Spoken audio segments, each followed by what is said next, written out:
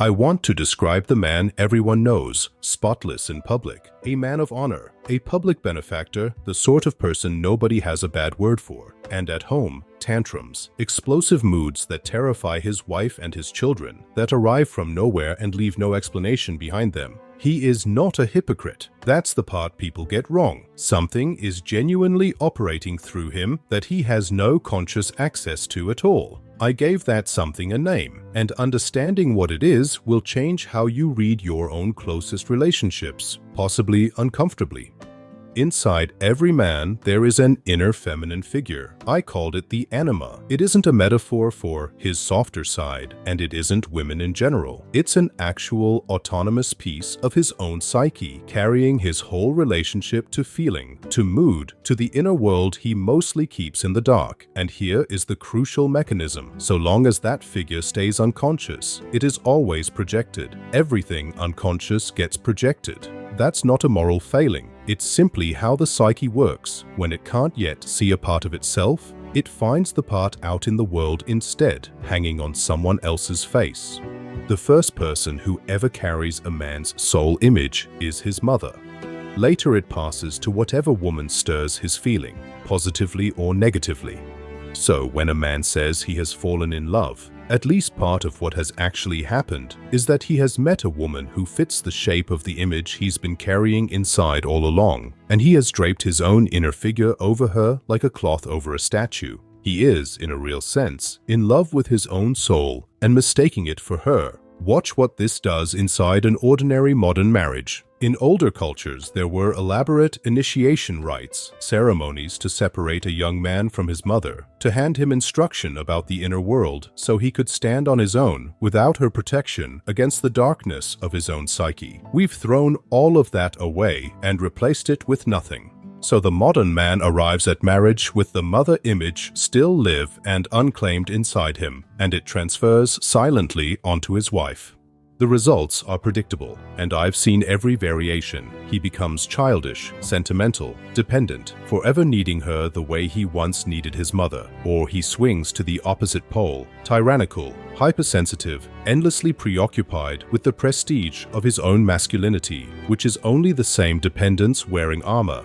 Either way, without ever intending to, he has arranged his marriage so that his wife has to take over the magical role of his mother. His fear of his own inner darkness hands her an authority over him that no actual person should hold, and the marriage sits permanently on the edge of an explosion it can't explain. Now, back to our man of honor with the terrifying tantrums. What is the anima actually doing there? If you just let events run, his family withdraws, a vacuum forms around him, and at first he blames their hard-heartedness and behaves even worse. But if he's fortunate, the isolation eventually makes him stop and ask, aghast, what sort of devil has got into me, without realizing how exactly right that old metaphor is. What's got into him is the anima, and she is trying to force a separation, driving a wedge between him and everything he's fused with, like a jealous mistress, trying to pull him away from his own family. I've been saying he and the man, and I want to be honest about why and about the limit of it. I described this most fully in men, where I called the inner figure the anima.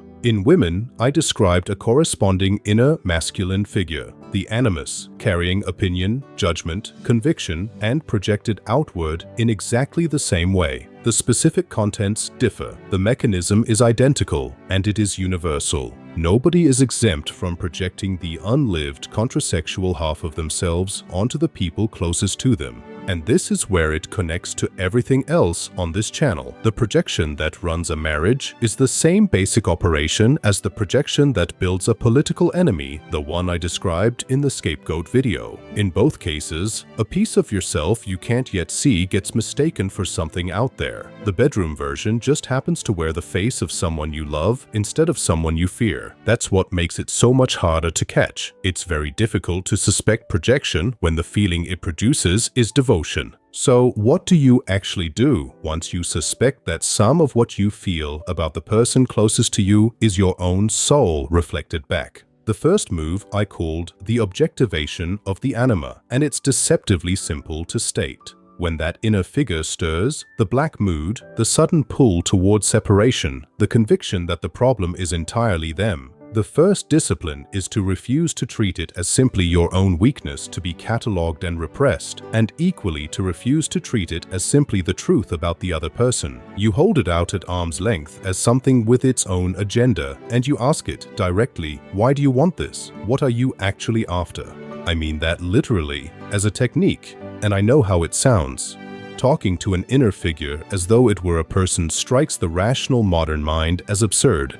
But every one of us already does exactly this. When you're in a real predicament, you ask yourself, what should I do?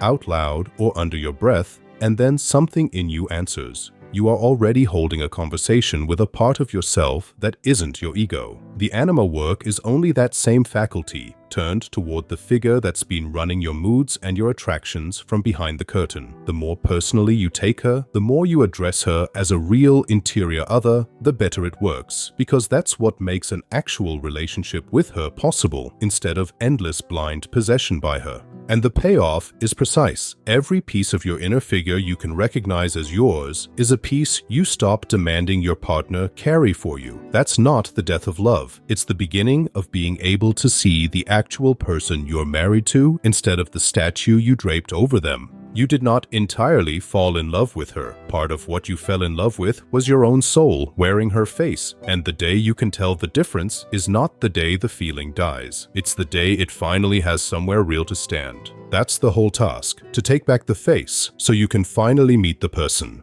If you liked this video, share, like, and subscribe. If you are interested in learning more about Carl Jung's teachings and take the evaluation that will help you understand more about yourself, go to selfindividuation.com.